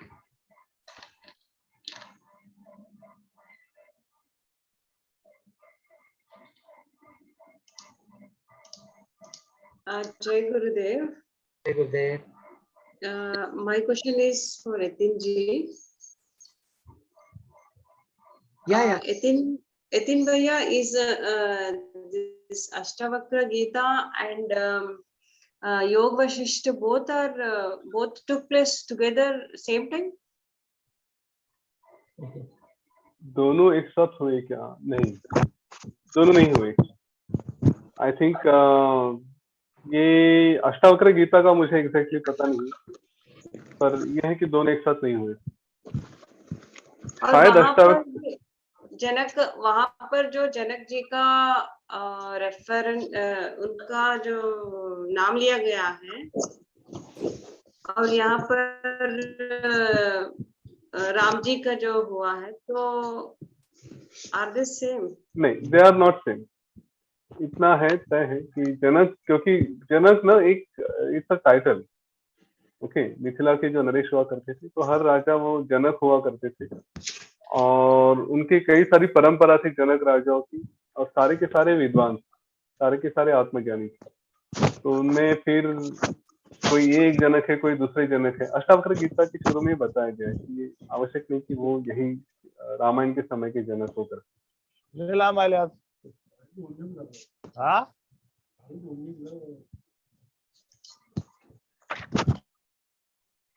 हाँ, सो जैसे नॉट ओनली फॉर जनक, बोलते व्यास भी कई बार आ चुके हैं, वशिष्ठ भी कई बार आ चुके हैं, तो ये अष्टावक्र गीता भी शायद कितनी बार हुआ होगा, अभी भी चल रहा है, भले ही it is in the form of Yatin ji, but this things are in repeating. ये रिपीट हो रहा है सारा, ये कई बार रिपीट हो चुका है। जो कल हमने वीडियो देखा है बंदे में, वो बोलते कि कम ऑन, बोलते you have been here, I have also been here, आप भूल चुके हो, मुझे थोड़ा थोड़ा याद है, बोलते। तो ये जो है ना कि अष्टावक्र एंड एक प्रश्न के रूप में ठीक है कि भाई दोनों सेम टाइम फ्रेम था, या एक ही यूनिवर्स की बात करते हैं और एक ही लाइफ टाइम की अगर बात करते हैं, तो क्या ये एक ही बार हुआ था? तो यतीन जी ने बताया दिया कि नहीं, वो अलग अलग समय की बात है, अलग अलग हो सकते हैं, बट यदि देखा जाए मल्टीपल यूनिवर्स की बात चली और मल्टीपल लाइफ टाइम की बात चली, तो कितनी बार आए, कितनी बार गए, तो ये तो बार बार इससे सृष्टि में, ये क्रिएशन में this is happening n number of times. It's just that our memory and अपनी बुद्धि उसको देख नहीं पाती और मेमोरी इसको रिमेम्बर नहीं कर पाती, but it has been happening, ये चल रहा है, अविरत चल रहा है, अनंत चल रहा है। संगीता जी कुछ कहना चाहते हैं इसके बारे में? हाँ, जय गुरुदेव। एक्चुअली आवाज आ रही है सर? हाँ, एक्चुअली जब मैंने भी भगवत गीता स्टार्ट किया था कुछ दिन पहले, तो जब मैंने पढ़ा तो मैं बहुत एकदम आश्चर्य हो गई थी। इतना सारा नॉलेज है, लेकिन हम लोग को कुछ भी नहीं पता रहता है कि मतलब अपना रूट क्या है, कहाँ से हम लोग आए। वही जो यतीन जी ने बोला ना कि अभी नेक्स्ट आएगा हुआ है, तो जब हम लोग भगवत गीता पढ़ने जाते हैं तो वो सब चीजें आती है। जैसे श्री कृष्ण जी बताते हैं कि आपको सिर्फ करना है, सब मैं ही कर रहा हूँ, मतलब हम लोग शरीर नहीं है। वो भी जो भी बातें उन्होंने बताई है, जब वो मैं रीड कर रही थी तो मैं एवरी टाइम मुझे ऐसे एक सरप्राइज है, कैसे आनंद भी हो रहा था, और ये भी लग रहा था अरे बाप रे, इतना सारा मतलब इतनी सारी रियल चीजें है, पर लाइफ में कोई नहीं बोलता है अपने को कि ये रियलिटी है। अब ये सिचुएशन जब ऐसी आई, जब टाइम मिला, तो अभी हम लोग स्पिरिचुअलिटी के, अभी कोरोना की वजह से ज्यादा हम लोग जा रहे हैं क्योंकि हम अपने पास टाइम है, और सबकी रिक्वायरमेंट भी हो गई है कि बाबा कुछ तो ऐसा करना चाहिए, लाइक ऐसे। तभी मेरे मन में एक सवाल आया था कि ये सारी चीजें मतलब हम लोग को कोई बताता नहीं है, मतलब अर्ली स्टेज में जब हम लोग बच्चे रहे थे तो वो क्यों नहीं बताता है? अदरवाइज अपने जैसे एजुकेशन में बाकी सारी चीजें सिखाई जाती है, बताई जाती है। तो तभी मुझे बहुत लगा था कि ये सारी एज ए सब्जेक्ट अध्यात्म स्पिरिचुअलिटी रहना चाहिए, विच इज कि बाकी सब्जेक्ट हम लोग को as a source of money कमाने के लिए मतलब वो फायदे में रहता है कि कहाँ पे जॉब मिला, ये हुआ, जिससे हम लोग सिर्फ अपना ये रिक्वायरमेंट है जो पैसे का वो फुलफिल कर सकते हैं। लेकिन जो रियल है अभी, जो जैसे कोरोना में जो स्ट्रांगनेस चाहिए था, स्थिरता चाहिए थी, ये सारे एजुकेशन नहीं दे सकता है। ये आध्यात्मिक स्पिरिचुअलिटी दे सकता है, लेकिन उसका सोर्स फ्रॉम स्टार्टिंग नहीं है। और अभी भी किसी को मतलब अभी भी ये सारा सब हो रहा है, लेकिन कितने थोड़े लोग ये अभी अटेंड कर रहे हैं, जबकि अपना विश्व कितना बड़ा है। दिस इज बिकॉज कि अपना जो सोर्स होना चाहिए वो नहीं है। जैसे अभी एजुकेशन एवरी बच्चा ले रहा है, जिस गरीब है बहुत रिच है, लेकिन एजुकेशन सब लोग ले, उसका इम्पोर्टेंस सबको पता है। लेकिन ये जो अध्यात्म का इम्पोर्टेंस अभी भी लोगों को नहीं है, क्योंकि वो रेगुलर इसमें नहीं है। तो मुझे तभी बहुत दुख हुआ था, लगा था कि नहीं, एज अ सब्जेक्ट एजुकेशन में कोई तो आना चाहिए और ये एज अ सब्जेक्ट ऐड होना चाहिए। तो बेसिक एटलीस्ट, ज्यादा डीप नहीं, लेकिन बेसिक जो चीजें हैं जो पता होनी चाहिए। मेरी बहुत इच्छा है कि ये एज अ सब्जेक्ट स्कूल में आ जाए, तो उसका एटलीस्ट थोड़ा सा बच्चों को पहले से ही पता हो, तो आगे जिसको जो लेना है वो ले ले, जितना ज्ञान बढ़ाना है वो बढ़ा सकते हैं। लेकिन जीने के लिए जो बेसिक चाहिए वो तो मिलना चाहिए। This is what I feel. Sangeeta ji ने बहुत एप्ट पॉइंट उठाया है। And just to add to that, Sangeeta ji, yes, definitely there is a lot more to do, but there are things are happening on this. If you see the SSRVM जो अपना श्री श्री रविशंकर विद्या मंदिर है, SSRVM में बिल्कुल बचपन से ये सारी चीजें, जैसे मैंने I was talking about Shri Shri संस्कार केंद्र की जो बात हुई थी, बिल्कुल बच्चे 2-2, 4-4 साल के बच्चों को श्री श्री संस्कार केंद्र में they can join and they can get into this knowledge.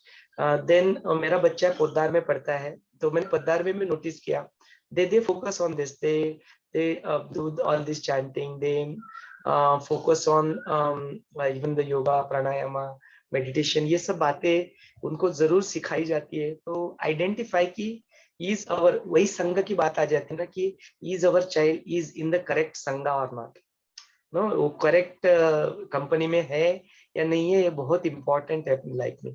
तो पीयर प्रेशर जो होता है ना, ये टीचर्स होते हैं, इनका बहुत प्रभाव रहता है अपने बच्चों के ऊपर। Very very important, I agree with you कि एजुकेशन में इसको लाना चाहिए। The things is already started, अभी अपनी जिम्मेदारी, अभी आपको ये पिंच हो गया है ना, ये पिंच हम सबको होना चाहिए। ये पिंच अपने को ये होना चाहिए कि आर्ट ऑफ लिविंग का ज्ञान है, बिल्कुल बचपन से ही। देखो ना, उत्कर्ष योगा कितना 8 साल के बच्चे से लेके उत्कर्ष योगा का ज्ञान है। चुप नहीं बैठना है। यदि पिंच ये हो गया, भाग्यवान समझना अपने आप को कि ये सेवा का मौका हमें मिल गया, जितने लोगों तक पहुंचाना ना, इसको पहुंचाना, ये अपनी जिम्मेदारी है। गुरुदेव ने वो जिम्मेदारी उठा ली थी, उनका संकल्प। हम लोग तो निमित्त मात्र है, लेकिन वो निमित्त मात्र भी वो इंस्ट्रूमेंट बनने में भी अपना 100% लगा देना, अपने अस्तित्व के सारे स्तर को यूज करना। Use your intelligence, your engineer, your studied, जो भी है ना, सारे बुद्धि को यूज करो, मेमोरी को यूज करो, साधना सेवा सत्संग करके अपने आप को फिजिकली स्ट्रांग बनाओ। कैसे मैं ज्यादा से ज्यादा, हाउ कैन आई कंट्रीब्यूट, जितना हो सके उतना, ये बहुत जरूरी है। आपने बोला ना कि और एक्चुअली सर क्या होता है, मतलब मैंने जो नोटिस किया है ना, बचपन से हम लोग को ना भगवान के प्रति ना डराया जाता है, तूने ये नहीं किया तो गॉड तुझे पनिश देंगे, ये अच्छा नहीं होगा, दिस निगेटिविटी। हाँ, तो वो हम लोग दूर हो जाते हैं, नहीं कि भगवान के पास वो एक फियर रहता है। सब जन बोलो ये पूजा करो तो ये मिलेगा, this is not the concept. बहुत गलत कंसेप्ट मन में अपने डाला गया है कि ये करना है तो ये मिलेगा, भगवान को ये दे दो, नारियल चढ़ाओ, आपको ये मिलेगा। This is so much wrong. मतलब हम लोग उसका जो मूल है वो पहचानते ही नहीं है और अलग ही दिशा में चले जाते हैं कि उसको ये देंगे तो वो अपने को ये देगा, उसको देगा। दिस इज टोटली, मतलब जो कंसेप्ट है ना वही इतना रॉन्ग है ना, इसलिए आध्यात्मिक के पास मुझे तो लगता है लोग जाते नहीं है, मतलब अटैच नहीं होते, जो कनेक्शन है ना वो बनता नहीं है। आपने ये टॉपिक उठाया संगीता जी, सो दोनों साइड देखनी जरूरी है, इसे दो धारी तलवार है। हम लोग कर्म कांड को पूरी तरह से ऐसे फेंक नहीं सकते अपने लाइफ से। It has its own importance, just because उसको ठीक से हमने कंप्लीट को किसी ने समझाया नहीं। It is very important. संध्या वंदना करते हैं हम लोग, जो प्रैक्टिसेस करते हैं, पूजा करते, उसका अपना इंपॉर्टेंस जरूर है, there is no doubt about it, but just that किसी ने अपने को ठीक तरह से समझाया नहीं एक्चुअली। एक पता है क्या, जो भी स्क्रिप्चर्स आप दुनिया का कोई भी स्क्रिप्चर्स उठा लो ना, तो उसमें क्या होता है, जो लिखने वाले लोग होते हैं ना, व्हेन दे राइट इट ना, तो वो क्या करते हैं, अपना ओपिनियन को घुसेड़ते हैं उसमें, उसको बोलते हैं भेसड़। तो ये जो स्वार्थ इंसान का जब पिक्चर में आ जाता है ना, जो ना पूरी चीजों को ठीक से ना समझते हुए जो स्वार्थ आता है, और स्वार्थ जो घुसा देते हैं ना बुक में, वो जो स्वार्थ है, वो मैल को निकालना वो संतों के संगत में होता है। देखो इसलिए गुरुदेव का नॉलेज है ना, it is free from this, it is fully free. Yatin ji ने बोला भी था कि अर्लियर कुछ दिनों में कुछ स्वार्थी लोगों की वजह से that knowledge was restricted to only, he used the word called Brahmin. I am sure that he was not referring to the birth से जो ब्राह्मण है उनके लिए रिस्ट्रिक्टेड ऐसा हो गया था। लेकिन देखो अभी गुरुदेव का ज्ञान, it is not restricted to any particular community. उन्होंने जाति का भी शब्द यूज किया था। So this gyan is available now, है ना। जनवरी से मुझे लगता है मैं गुरुदेव के वीडियो देख रही हूँ, इतना प्रभाव हुआ है ना मुझे। मेरे मन में जो डाउट्स थे, जो चल बिचल थी, कि मुझे ये भी डर लगता था कि मैं अगर गणपति की पूजा करूं तो बाकी भगवान तो मुझसे गुस्सा नहीं होगे ना। मतलब ये कॉन्फ्लिक्ट था, मतलब काफी सारे ऐसे कंफ्यूजन भगवान की तरफ की, ये भगवान ऐसे, इनके ऐसे, तो कोई बुरा तो नहीं, मतलब काफी सारी चीजें। लेकिन जब मैंने गुरुदेव की वीडियो देख रही हूँ ना, उन्होंने सब निकाल दिया, जो माइंड है ना इतना क्लियर किया है ना क्लियर कि कुछ रखा ही नहीं है। मतलब ये इतना, मतलब गुरुदेव का ये प्रभाव है ना, बाप रे बहुत। नहीं तो इतना मतलब, so that balance is very very important. It is not that कि ये सब कुछ ऐसा हो रहा है तो दैट कर्म कांड इज नॉट इम्पोर्टेंट। उस कर्म कांड को समझ ले, समझ के उसको करे, जाके प्रॉपरली करेंगे ना।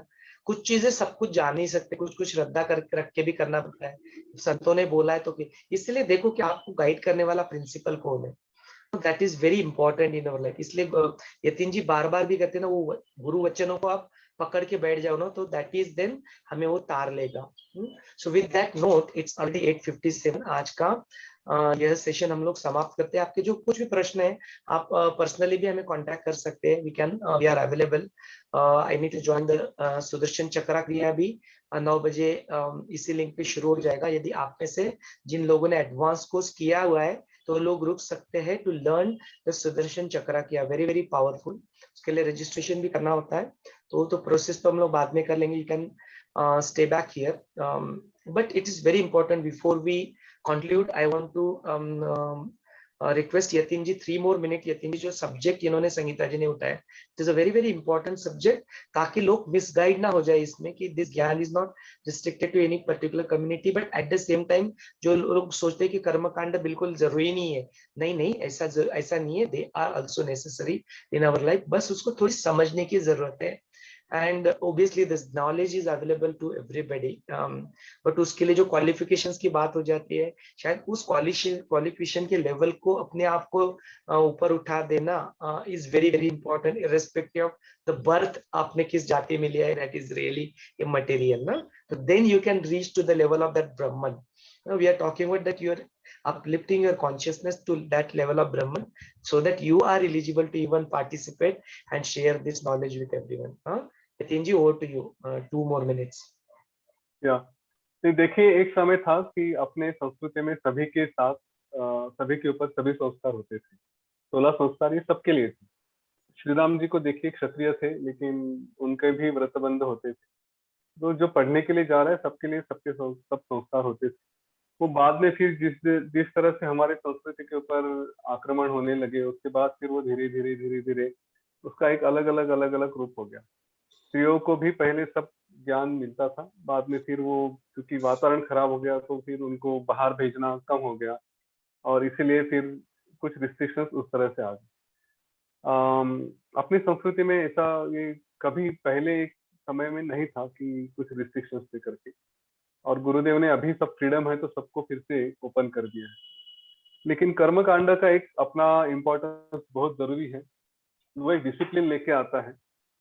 और दूसरी सबसे आवश्यक बात है आज के समाज में, अगर हम देखते हैं कि जैसे आपने डर की बात कही, तो डर ये आवश्यक है, क्योंकि ये जो सारे शास्त्र लिखे गए थे, कुछ कहानियां लिखी गई थी, वो सारी विद्वानों के लिए नहीं थी, क्योंकि सबको ही उतना ज्ञान होगा ऐसे नहीं। तो एक आम इंसान जिसको कुछ समझ में नहीं आता, अगर उसके जीवन में उसको कुछ लेकर आना है, तो थोड़ा डर होना आवश्यक है। अगर डर नहीं रहेगा तो पाप बढ़ जाएगा। ओके, तो इंसान को एक पक्की बात है कि किसी ऐसे बीच में नहीं छोड़ा जा सकता, या तो उसको पूरा एक इधर होना चाहिए या फिर उधर होना चाहिए, क्योंकि हमारा मन ना कभी बीच का बैलेंस करके रखेगा, वो बहुत मुश्किल बात है। इसलिए अगर आप देखते हैं, और मैं हमेशा इस बात पे इंसिस्ट करता हूँ, तो अपने बच्चों को श्री श्री संस्कार केंद्र, आर्ट ऑफ लिविंग, ये जो भी है इसमें रखें, क्योंकि बाहर की मीडिया उनको प्योरली एक ही साइड दिखाती है कि जीवन में कुछ भी है तो हर प्रश्न का उत्तर साइकेट्रिस्ट है, शराब है, झगड़े है, मारपीट है, रेप है, खून है, यही है, क्योंकि न्यूज वही देखते हैं, उनको दूसरी बात समझ में ही नहीं आती। ये कभी नहीं बोलेंगे कि यह इंसान स्ट्रेस में था और इसने अपना स्ट्रेस निकालने के लिए आर्ट ऑफ लिविंग का कोर्स किया, तो कोई मेडिटेशन का कोर्स किया, क्रिया की, प्राणायाम किया, कुछ किया। इसका उत्तर कभी नहीं आएगा। हमेशा बच्चे यही पढ़ेंगे, स्ट्रेस में था, जाके खून किया, जाके रेप किया, जाके सुसाइड किया, ऐसे ही जवाब उनको हर जगह मिलते हैं, या फिर शराब पी लिया, नशे कर ली, ऐसे। तो ये दूसरा एस्पेक्ट जीवन में लाना आवश्यक है, और इसीलिए अपनी संस्कृति में जो ये दूसरा एस्पेक्ट था कि आप पूजा करो, आप भगवान के इसमें जाओ, आप ये करो, वो करो, ताकि डर की वजह से लेकिन इंसान सही रास्ते पे रहेगा, ये था। उसको बहुत ज्यादा ग्लोरीफाई किया गया, उसमें फिर नेगेटिविटीज डाली गई, उसमें फिर अननेसेसरी रिस्ट्रिक्शंस डाले गए, ये सही नहीं है। पर ये पक्का है मेरे विचार में कि एक जगह वो डर रहना चाहिए, वरना इंसान अनकंट्रोल रहेगा और फिर पता नहीं क्या क्या करके बैठेगा। आज हम देखते हैं डर नहीं है, इसीलिए कैसे कैसे अपराध कर जाते हैं। जहाँ पे डर नहीं है, इसलिए फैमिली वैल्यू भी ढंग से नहीं बनी है। एक हमारे संस्कृति में थे, 7 फेरे लिए हैं तो संसार को, शादी को अच्छे से चलाना चाहिए। आज डर नहीं है तो फिर कुछ नहीं, अपने मर्जी से करो, कुछ भी करो, एक दूसरे के प्रति कमिटमेंट भी नहीं रहती है ना। तो वो थोड़ा डर का क्या कहना, अस्तित्व आवश्यक है। हम थोड़ा समय मिलेंगे तो सविस्तर इस पे बात करेंगे, ठीक है। आज यहाँ पे रुकना चाहिए, समय सोमेश्वर को भी छोड़ना है, ठीक है। It's very important, not just डर। देखो जो ऋषि मुनि थे ना, इतने इंटेलिजेंट थे actually, they were very intelligent. They knew कि आपको किस तरह से, आपके माइंड को किस तरह से कैप्चर करना है ना, तो दे न्यू। तो इसलिए उन्होंने पुण्य का कंसेप्ट डाल दिया, ऐसा करोगे तो पुण्य मिलेगा। तो at least with that expectation of that मोहा, उसकी वजह से तो कम से कम करोगे। फिर उन्होंने वो डर को भी आपके यूज कर लिया। तो they were very intelligent, they understood this mind, how does it work, इसलिए उन्होंने इंट्रोड्यूस किया था। लेकिन क्या होता है ना, वो जो मन अंदर, उसके बाद में इसको कैरी फॉरवर्ड करने वाले भी इंसान ही थे, तो शायद वो प्रॉबेबली उसको कैरी फॉरवर्ड नहीं कर पाए, इतना ही। That is it. उसके पीछे रीजन जरूर था, उस रीजंस को डिटेल में हम लोग डिस्कस करेंगे तो और सारी चीजें और भी क्लियर हो जाएगी।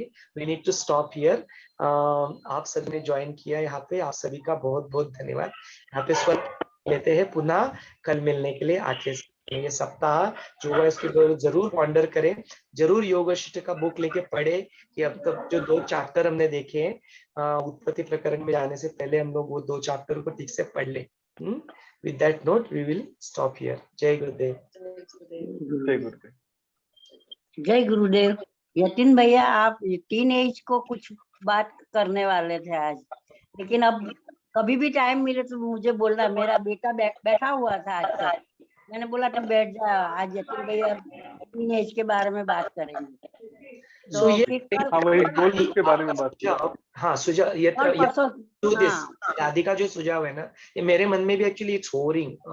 सो व्हाट वी विल डू ना, we'll arrange a special session for youth and we'll arrange a special session for teenager and then we'll go detailed into it, ताकि अपने को ऑडियंस जब पता रहेगा तो हम लोग जो बातें करते हैं ना, it is completely, many times it is audience oriented, तो अपने शब्द अपने आप बदल जाते हैं, उनको समझाने का तरीका बदल जाता है। तो हम लोग स्पेशल सेशन, योग वाशिष्ठा सेशन फॉर यूथ, योग वाशिष्ठा सेशन फॉर टीनेजर, उनके प्रश्न अलग होते हैं। Will do this. Thanks for reminding that Dadi, will definitely do this. We need to stop. वो भी बैठा हुआ था, अभी उसका क्लास है तो चला गया वो। कोई बात नहीं, ठीक है, it's okay, we will do this. आप अरेंज कर लेना। हाँ हाँ, बिल्कुल बिल्कुल करेंगे, डेफिनेटली करेंगे। जय गुरुदेव।